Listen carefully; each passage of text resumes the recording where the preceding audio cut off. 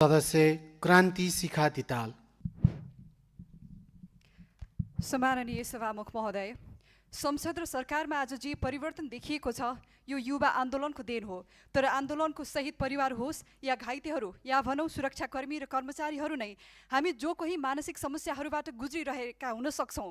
सफलता मात्र नहेरौँ, यसभित्रको ठुलो समस्यालाई पनि नजरअन्दाज नगरौँ। म स्वयं वा हामीमध्ये जो कोही मानसिक स्वास्थ्य समस्याबाट कुनै न कुनै रूपमा ग्रसित हुन सक्छौँ। व्यक्तिको कति ठुलो पद छ वा कद छ भन्ने कुराले हामी भित्रको पीडा परिभाषित हुँदैन।